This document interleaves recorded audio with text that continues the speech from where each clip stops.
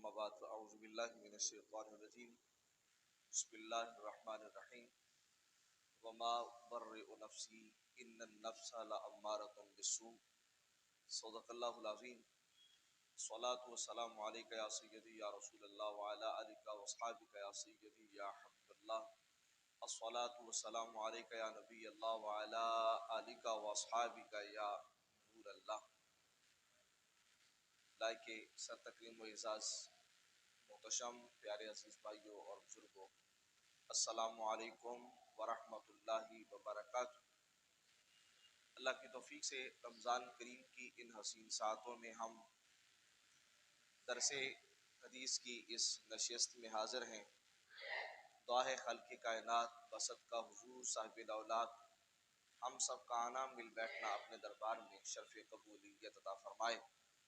اللہ وحدہ لا شریک تمام حاضرین و سامعین کی تمام طرح کی نیک اور جائز مرادوں کو پورا فرمائے۔ جو دکھی ہیں میرا رب اپنے کرم سے سکھ نصیب فرمائے، جو پریشان ہیں اللہ تعالیٰ ان کے لیے آسانیوں کے رستے ہموار فرمائے۔ آج کا ہمارا سبق ہے سیر نہ ہونے والے نفس سے اللہ کی پناہ۔ حضور نبی آخر زمان شفیع مجرمہ صلی اللہ علیہ وسلم نے جن چیزوں سے پناہ مانگی ہے ان میں ایسے نفس سے بھی پناہ مانگی گئی ہے کہ جو سیر نہ ہونے والا ہو، جو رجتا نہ ہو۔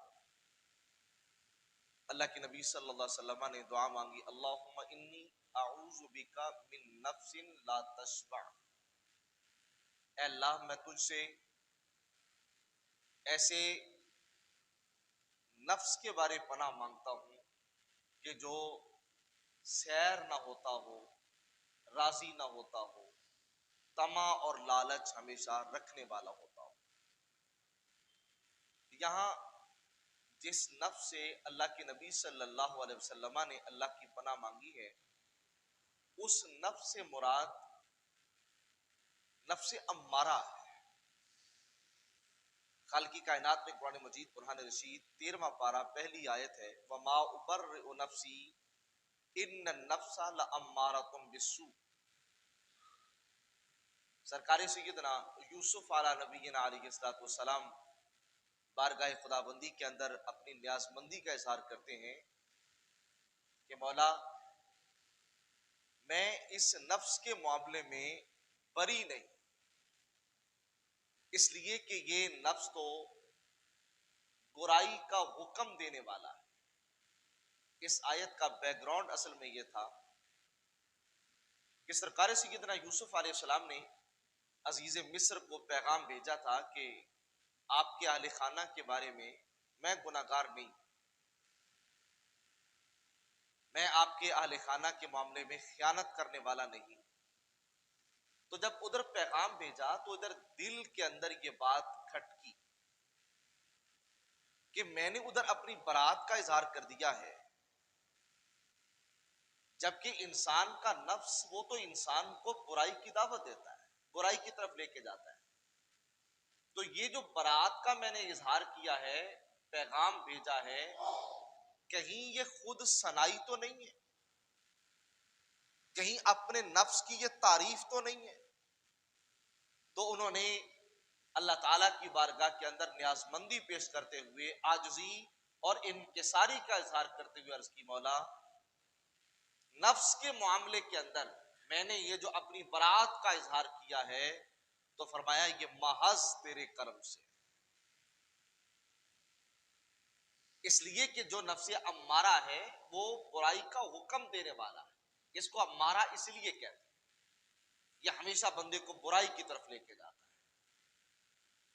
اور اللہ کے نبی صلی اللہ تعالی علیہ وسلم نے یہاں پر جو پناہ مانگی ہے وہ اسی وجہ سے مانگی ہے کہ جب گناہوں میں مصروف عمل ہو جاتا ہے تو پھر یہ سیر نہیں ہوتا، پھر یہ گناہ پہ گناہ کرتا چلا جاتا ہے، برائی پہ برائی کرتا چلا جاتا ہے، اور یہ ہمیشہ اپنی برائیوں کو آگے بڑھاتا چلا جاتا ہے، اور پیچھے پلٹنے کے لیے یہ رضامند نہیں ہوتا، بلکہ اس نفس امارہ کی جب وہ برائی اپنی حد کو کراس کر جائے تو یہ ایسا سرکش اور متکبر ہو جاتا ہے، پھر یہ اپنی برائیوں پر بھی ناز کرنے لگتا ہے، پھر اپنی برائیوں پر بھی تکبر کرنے لگتا ہے، پھر اپنی برائیوں کو بھی یہ لوگوں کے سامنے بیان کر کے خوش ہوتا ہے کہ میں نے فلاں کیا ہے، میں نے فلاں کیا ہے، میں نے فلاں کیا ہے۔ اللہ کے نبی صلی اللہ علیہ وسلم نے یہاں پر جو نفس امارہ سے پناہ مانگی ہے، وجہ یہی تاکہ ایک تو بندہ گناہگار ہو، گناہ کرے، اور اوپر سے وہ تکبر بھی کرے، یعنی یہ چوری اوپر سے سیدھا زور ہے بھئی، ایک تو یہ گناہ کر رہا ہے اور گناہ کر کے توبہ کرنے کی بجائے اس گناہ کے اوپر لوگوں کو گواہ بناتا پھر رہا ہے، ایک گناہ کر رہا ہے اور گناہ کرنے کے بعد یہ لوگوں میں بجائے چھپنے کے یہ اپنے آپ کو نمایاں کر رہا ہے، شہرت پا رہا ہے، تاکہ دوسرے لوگ بھی اس گناہ کے اندر مصروف عمل ہو جائے۔ آج سوشل میڈیا کا یہ جو طوفان ہے ہمارے سروں کے اوپر منڈلا رہا ہے، ہماری نئی نسلیں اس نے تباہ و برباد کر دی۔ کیا ہوا؟ ایک گانا گانے والا گانا گاتا ہے، پذیرائی ملتی ہے، سکرین پہ آ کے کہتا ہے اللہ کا بڑا شکر ہے۔ فلم انڈسٹری کے اندر کوئی بے حیائی کا مظاہرہ کرتا ہے، پذیرائی ملتی ہے، وہ سکرین پہ آ کے کہتا ہے اللہ نے بڑی عزت دی ہے۔ اور آج یہ سوشل میڈیا کے ذریعے سے فیس بک ہو، یوٹیوب ہو، یا یہ ٹک ٹاک یا اس طرح کی جو دیگر ایپس ہیں، اس کے اوپر ہمارے بیٹے بیٹیاں آ کر وہ اپنا مسخ شدہ چہرہ نمایاں کرتے، نیم برہنہ خود کو پیش کرتے، 4 لائکس مل جائیں تو وہ اسی کو اپنی پذیرائی سمجھتے ہیں، اسی کو اپنی عزت اور اسی کو اپنی شہرت سمجھتے ہیں، اور پھر اس کے اوپر وہ دوسروں کو ترغیب دیتے ہیں کہ تم یہ شہرت کیسے کما سکتے ہو، اور تم اپنے آپ کو آگے کیسے لا سکتے ہو، تم اپنے فالوورز کیسے بڑھا سکتے ہو، تم اپنے لیے کمنٹس اور یہ لائکس کا سلسلہ جو ہے اس کو کیسے زیادہ کر سکتے ہو۔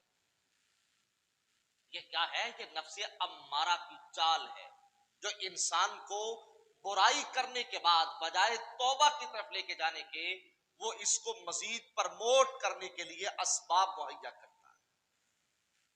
جو گناہ کرنے کے بعد توبہ کرنے کی بجائے، شرمسار ہونے کی بجائے، واپس پلٹنے کی بجائے، وہ اس گناہ کے اندر مزید آگے بڑھنے کے طریقے تلاش کرتا ہے۔ اس کا توڑ کیا ہے؟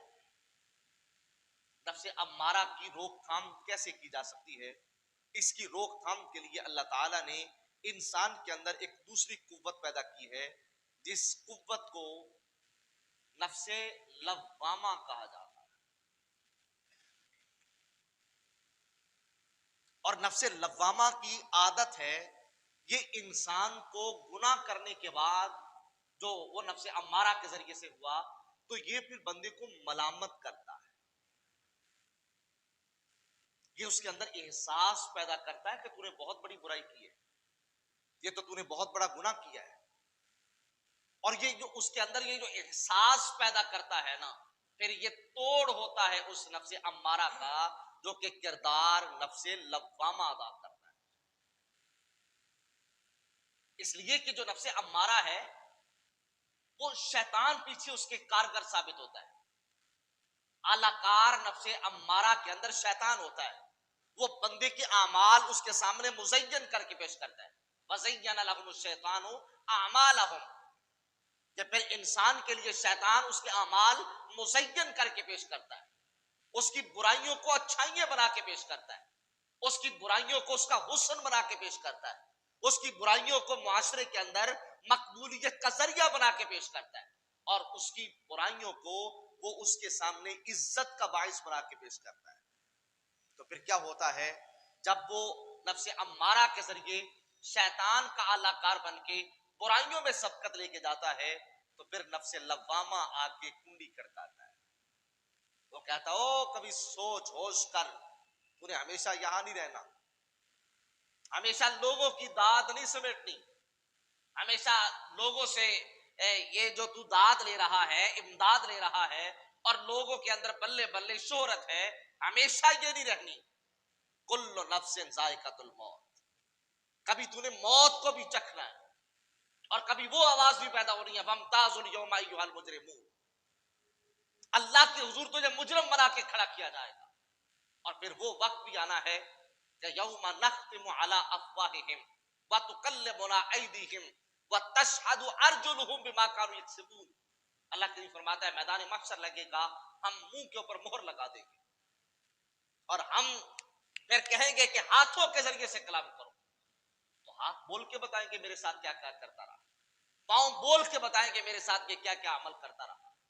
تو پھر یہ جو نفس لوامہ ہے یہ انسان کو اس بات کی طرف ایگری کرتا ہے، اس بات کی طرف آمادہ کرتا ہے کہ تو نے گناہوں پر گناہ کرنے کے بجائے اب تو اپنے رب کی طرف واپس آ جا، اب تو پلٹ کے آ جا، توبہ کر لے. اور یہ چونکہ بندے کو ایگری کرتا ہے، تیار کرتا ہے، توبہ کی طرف رجوع کے اوپر آمادہ کرتا ہے، تو اللہ تعالیٰ نے اس نفس کو اتنا پسند کیا کہ اس کی عزت کی قسم یاد کی. فرمایا ولا اقسم بالنفس اللوامہ، نفس لوامہ کی قسم ہے. کیوں؟ اس لیے کہ نفس لوامہ وہ شیطان کا اعلی کار بن کے انسان کو برائی کی طرف امارہ کی طرح نہیں لے کے جاتا، بلکہ وہ رحمان کا مبلغ بن کے، وہ اللہ کے نبی صلی اللہ علیہ وسلم کا نمائندہ بن کے، وہ دین کا داعی بن کے، وہ نفس امارہ جو سرکش ہو چکا ہے اس کو توبہ کرنے پہ آمادہ کرتا ہے، وہ اس کو اچھائی اور بھلائی کے لیے تیار کرتا ہے. تو جب وہ اس کو اچھائی اور بھلائی کے لیے تیار کرتا ہے تو اللہ تعالیٰ اس نفس لوامہ کی اس اچھائی کی بنا پر اس کی عزت کی قسم یاد کر رہا ہے. اب دیکھیے بہت ساری مثالیں ہیں انسان کے سامنے. جب انسان برائی کا ارادہ کر رہا ہے تو اس وقت اس کے پاس سوچنے کے بہت سارے مواقع ہوتے ہیں. مثال کے طور پہ ایک بندہ کسی کی مجبوری سے ناجائز فائدہ اٹھا کے گناہ کر رہا ہے تو اس کے لیے نفس لوامہ یہ کنڈی کڑکاتا ہے، دستک دیتا ہے، آواز دیتا ہے. آج یہ مجبور بن کے تیرے دروازے پہ کھڑا ہے، تو اس کو برائی پہ اکسا رہا ہے، تو سوچنا وہ تجھے بھی تو کسی کے دروازے پہ لے جا ہی سکتا ہے. اگر آج کسی کی بہن بیٹی مجبور ہو کے تیرے دروازے پہ کھڑی ہے تو کل ایسا مشکل وقت تیرے اوپر بھی تو آ سکتا ہے. بلکہ اللہ کے نبی صلی اللہ علیہ وسلم نے پہلی امتوں میں ایک شخص جس کا نام احادیث میں کفل بتایا گیا ہے اس کی خبر دی. وہ بڑا مالدار تھا. ایک عورت کو پیسوں کی حاجت پیش آ گئی، وہ چل کے آئی اس کے دروازے پہ، کہا مجھے پیسوں کی حاجت ہے دیجیے. اس نے کہا مجھے تجھ سے جسمانی تقاضا ہے وہ پورا کر، میں تجھے پیسے دے دیتا ہوں. وہ مجبور ناچار بادل نخواستہ نہ چاہتے ہوئے راضی ہوگی برائی کرنے پہ. حضور فرماتے جب کفل اس عورت کے پاس یوں بیٹھ گیا جیسے شوہر بیوی کے پاس بیٹھتا ہے تو اس کے جسم پر کپ کپی تھی، لرزہ طاری تھا. کفل نے پوچھا کانپتی کیوں ہے، لرزے کی وجہ کیا ہے؟ اس نے کہا میں تو ایسی نہیں، یہ گناہ تو میری عادت نہیں ہے، میں تو خشیت الہیہ رکھنے والی عورت ہوں. آج مجبور تھی، مجبوری کی بنا پہ تیرے دروازے پہ آئی تھی اور تو نے یہ شرط لگا دی ہے تو میں نے بادل نخواستہ نہ چاہتے ہوئے اس برائی کے لیے ہاں کر دی ہے. تو جب یہ جملہ اس کفل کے کانوں میں پڑا نا تو دل سے آواز آئی آج یہ مجبور ہو کے تیرے پاس آئی ہے، کل تجھے بھی مجبور ہو کے کسی کے دروازے پہ جانا پڑ سکتا ہے. یہ آواز کس کی ہے؟ وہ برائی کی طرف جو ہے نا رغبت دلانے والا وہ امارہ تھا. اب یہ توبہ کی طرف لے کے آنے والا لوامہ ہے، اس کو مطمئن کر رہا ہے، اس کے اندر احساس پیدا کر رہا ہے کہ آج اگر کسی کی بہن بیٹی مجبور ہو کر تیرے دروازے پہ ہے تو کل تیری بہن بیٹی کو مجبور ہو کے کسی کے دروازے پر بھی جانا پڑ سکتا ہے. احساس کر. تو حضور فرماتے ہیں وہ شخص اٹھ گیا، جتنے پیسوں کا معاہدہ ہوا تھا پیسے بھی دیے، گناہ سے توبہ بھی کی. کیا کہا کہ مجھے آج تیرے ایک جملے نے میری آنکھیں کھول دی، تیرے ایک جملے نے آج مجھے میری زندگی کا احساس دلا دیا، آج تیرے ایک جملے نے مجھے اللہ کی نعمتوں پر شکر کرنے والا بنا دیا.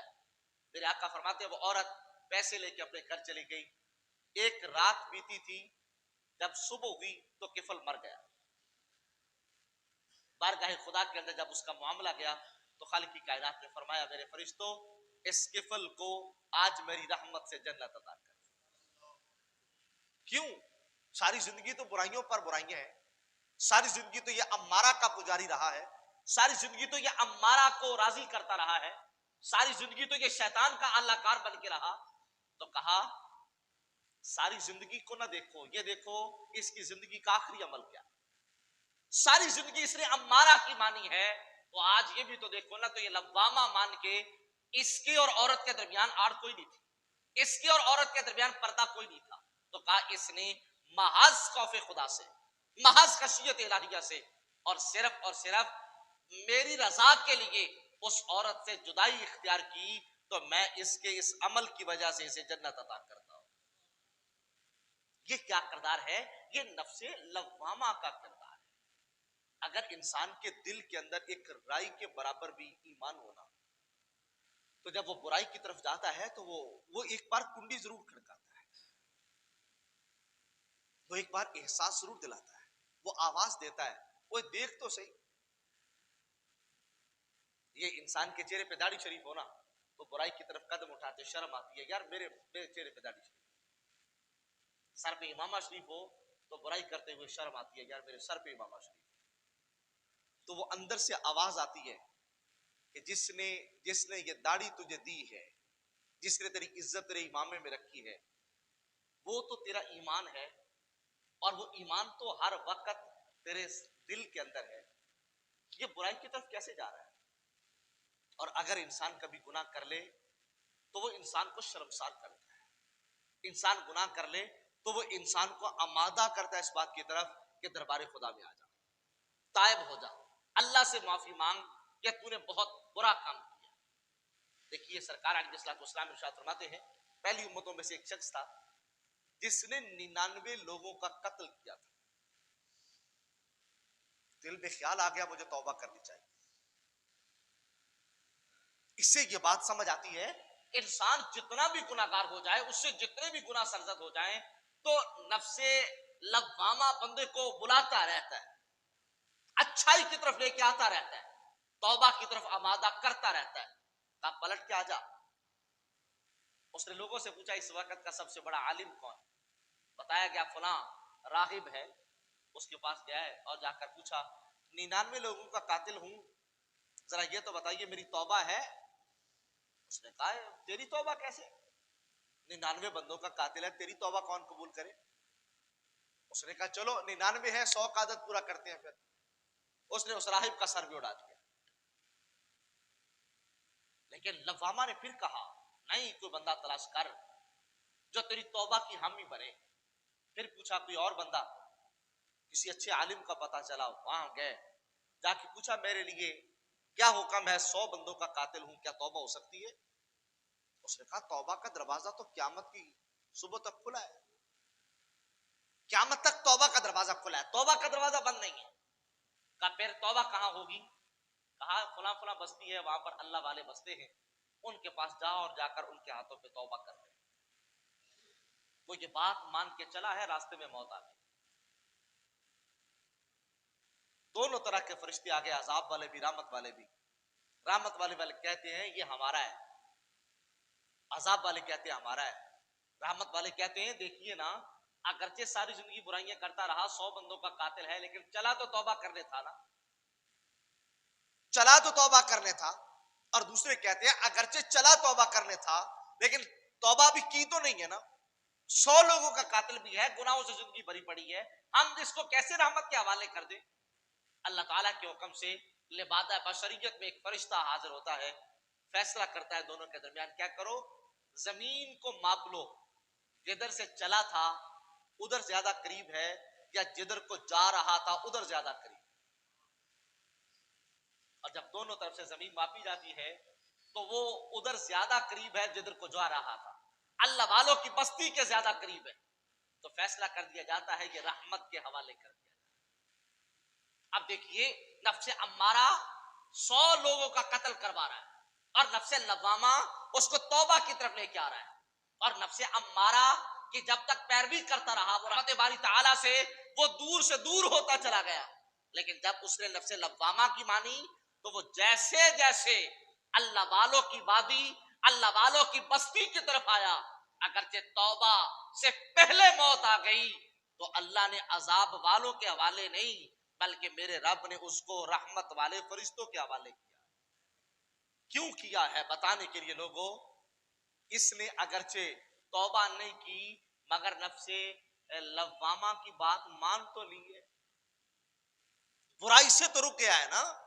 جب برائی سے رک گیا، نفس لوامہ کی بات مان لی، تو فرمایا اب یہ مجرم نہیں ہے، اب اس کو اللہ تعالیٰ کی رحمت سے بخش دیا جاتا ہے. عزیز، جب انسان کے نفس امارہ کے اوپر نفس لوامہ غالب آ جائے تو پھر اللہ تعالیٰ بندے کے نفس کو اطمینان والا نفس عطا کر دیتا ہے. اور اطمینان والے نفس کی تعریف اللہ نے بڑے خوبصورت انداز میں کی ہے. فرمایا یا ایتھا النفس المطمئنہ، اے نفس مطمئنہ. جب بندہ توبہ کر لیتا ہے نا تو اطمینان آ جاتا ہے. گناہ کر کے بے سکون نہیں آتی ہے، توبہ کر کے سکون آ جاتا ہے. گناہ کر کے بے چینی ہوتی ہے، توبہ کر کے چین آ جاتا ہے. اور وہ جو چین ہوتا ہے نا، وہ چین صرف بندے کو نہیں آتا، وہ چین اللہ کی ساری مخلوق کو آ جاتا ہے. اور اس چین کو پھر میرا رب بھی محسوس کر کے کہتا ہے یا ایتھا النفس المطمئنہ، اے نفس مطمئنہ ارجعی الی ربک. جب موت کا وقت آتا ہے نا، پھر اللہ اس کو کسی برے موقع پہ نہیں پکڑتا، حالانکہ پکڑنا چاہے تو گناہ پہ بھی پکڑ سکتا ہے. جب اس کو نفس مطمئنہ نصیب ہو جاتا ہے نا، پھر اللہ اس کو اچھی موت عطا کرتا ہے. اور موت کے لیے اس کو جکڑا نہیں جاتا، باندھا نہیں جاتا، فرشتے دینگا مشتی نہیں کرتے، بلکہ خوشخبری دی جاتی ہے. کیا؟ ارجعی الی ربک، تو اپنے رب کی طرف آ جا. کس حال میں؟ راضیۃ مرضیہ، تو اپنے رب پہ راضی ہو گیا اور تیرا رب دنیا میں تجھ پہ راضی ہو گیا.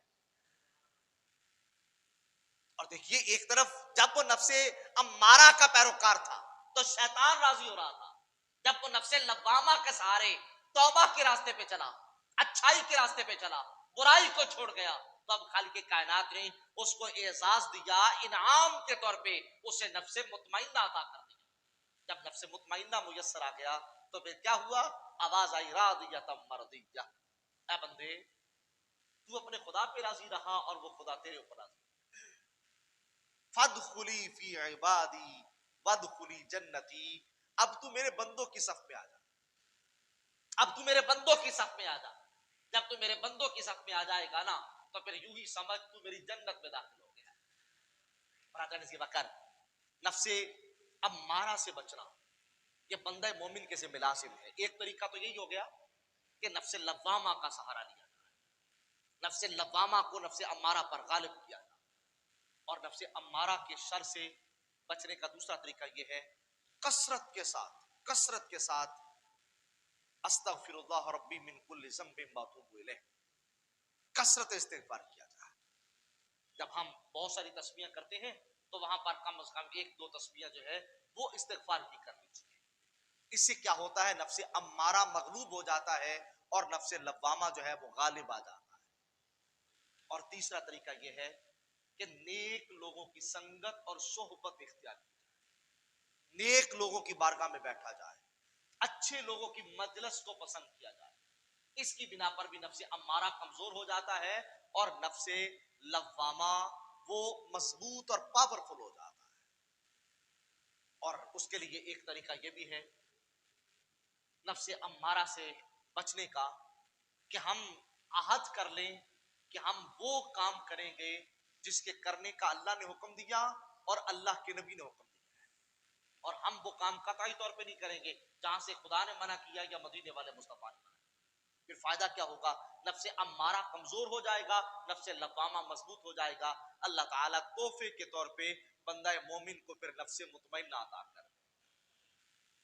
اور آخری طریقہ یہ ہے جب بھی ہاتھ اٹھایا جائے، جب بھی دعا مانگی جائے تو اس دعا کو لازم رکھا جائے، اللہم انی اعوذ بک من نفس لا تشبع. اللہ، میں اس برے نفس سے تیری پناہ مانگتا ہوں، تیری پناہ میں آتا ہوں جو گناہ کر کر کے بھی رجتا نہیں، جو تیری رحمت پا کے رحمت تیری مل رہی ہے تو وہ اس رحمت پر تیرا شکر نہیں ادا کرتا، وہ رحمت کے مل جانے کے باوجود تیری ناشکری پہ ناشکری کرتا ہے.